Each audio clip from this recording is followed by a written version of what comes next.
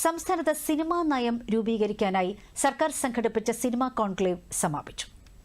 കോൺക്ലേവിൽ ഉയർന്ന അഭിപ്രായങ്ങളടക്കം പരിഗണിച്ച് 3 മാസത്തിനകം സിനിമാ നയം രൂപീകരിക്കുമെന്ന് മന്ത്രി സജി ചെറിയാൻ പറഞ്ഞു. 2 ദിവസങ്ങളിലായി 9 പാനൽ ചർച്ചകളും ഉപവിഷയത്തിൽ 3 ചർച്ചകളുമാണ് സർക്കാർ സംഘടിപ്പിച്ച സിനിമാ കോൺക്ലേവിൽ നടന്നത്. സംസ്ഥാനത്ത് സിനിമാ നയം രൂപീകരിക്കാനും സിനിമാ മേഖലയിലെ പ്രശ്നങ്ങൾ പരിഹരിക്കുന്നതിന്റെയും ഭാഗമായി സംഘടിപ്പിച്ച കോൺക്ലേവിൽ സിനിമാ മേഖലയിലെ പ്രമുഖരടക്കമുള്ളവർ സജീവമായി പങ്കെടുത്തു. നിയമസഭാ സമുച്ചയത്തിലെ ശങ്കരനാരായണൻ തമ്പി ഹാളിൽ നടന്ന കോൺക്ലേവിന്റെ സമാപന സമ്മേളനം പ്രശസ്ത സംവിധായകൻ അടൂർ ഗോപാലകൃഷ്ണൻ ഉദ്ഘാടനം ചെയ്തു. വിമർശനങ്ങളും നിർദ്ദേശങ്ങളും നിറഞ്ഞതായിരുന്നു അടൂർ ഗോപാലകൃഷ്ണന്റെ വാക്കുകൾ. സർക്കാർ നിയന്ത്രണത്തിൽ സിനിമാ പ്രദർശനത്തിന് ഒരു സംവിധാനം വേണമെന്നും ഈ ടിക്കറ്റിംഗ് സംവിധാനം ഇതുവരെ തയ്യാറാക്കിയിട്ടില്ല എന്നുമുള്ള വിമർശനങ്ങളടക്കം അടൂർ ഗോപാലകൃഷ്ണൻ ഉന്നയിച്ചു. കോടി ക്ലബ്ബിൽ കയറിയവർ പോലും ജൂനിയർ ആർട്ടിസ്റ്റുകൾക്ക് പണം നൽകിയിട്ടില്ല എന്ന വിമർശനം ഉയരുന്നതായും അദ്ദേഹം പറഞ്ഞു. ഒരുപാട് കറപ്ഷൻ നടക്കുന്നുണ്ട് തിയേറ്ററിൽ.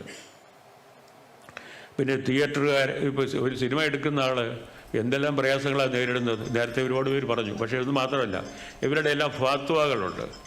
ചില തിയേറ്റർ ഉടമകൾ ഇന്നാർ അഭിനയിക്കുന്ന പടമാണ് ഞാൻ കാണിക്കത്തില്ല എന്ന് പറയുന്നു. എന്നിട്ട് അയാൾക്കൊരു സംഘടന ഉണ്ടാക്കുന്നു, റിലീസ് ചെയ്യാവുന്ന തിയേറ്ററുകൾ അവരുടെ എല്ലാം സംഘടന ചേർത്തിട്ട് പറയുന്നു ഇയാളുടെ പടം ഞങ്ങൾ ഇനി കാണിക്കത്തില്ല എന്ന്. Who are they?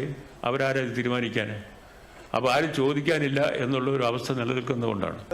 Hema committee റിപ്പോർട്ടിന് എന്ത് സംഭവിച്ചു എന്നതടക്കമുള്ള ചോദ്യങ്ങളായിരുന്നു ഗാനരചയിതാവും നിർമ്മാതാവുമായ ശ്രീകുമാരൻ തമ്പിയുടെ ഭാഗത്തു നിന്നും ഉണ്ടായത്. സർക്കാർ മുടക്കിയ പണത്തിന് എന്ത് സംഭവിച്ചുവെന്നും അദ്ദേഹം ചോദിച്ചു.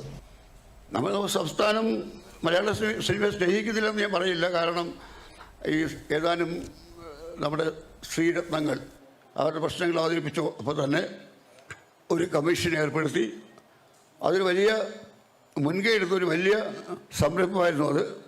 പക്ഷേ ഹേമ കമ്മീഷൻ റിപ്പോർട്ടിന് അവസാനം എന്ത് സംഭവിച്ചു ആലോചിക്കണം. എന്ത് സംഭവിച്ചു?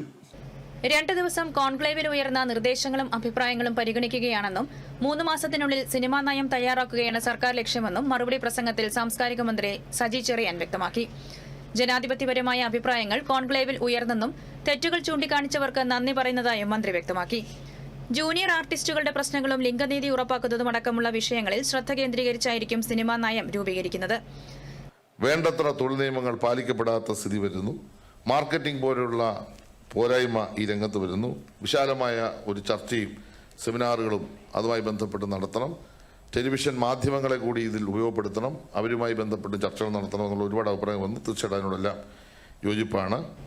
സമാപന സമ്മേളനം ചില വിവാദങ്ങൾക്കും വേദിയായി. ചലച്ചിത്ര വികസന കോർപ്പറേഷൻ സിനിമാ നിർമ്മാണത്തിന് നൽകുന്ന സഹായത്തുക കൂടുതലാണെന്ന അടൂർ ഗോപാലകൃഷ്ണന്റെ പരാമർശമായിരുന്നു വിവാദത്തിന് വഴിവെച്ചത്.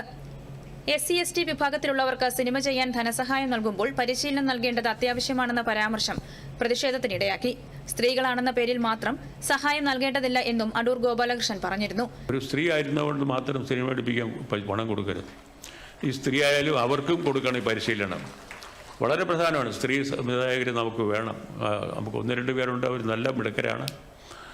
പക്ഷേ അതുപോലെയുള്ള പുതിയ ആളുകൾ വരണമെന്നുണ്ടെങ്കിൽ അവർക്ക് ഇതിന്റെ എല്ലാ പ്രയാസങ്ങളും അറിഞ്ഞു വേണം പടമെടുക്കാൻ.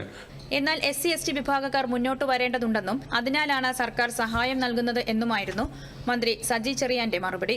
സർക്കാർ സഹായത്തോടെ നിർമ്മിച്ച സിനിമകൾ ഗംഭീരമായിരുന്നുവെന്നും പണം നൽകിയ സർക്കാർ തീരുമാനം തെറ്റല്ല എന്നും മന്ത്രി കൂട്ടിച്ചേർത്തു.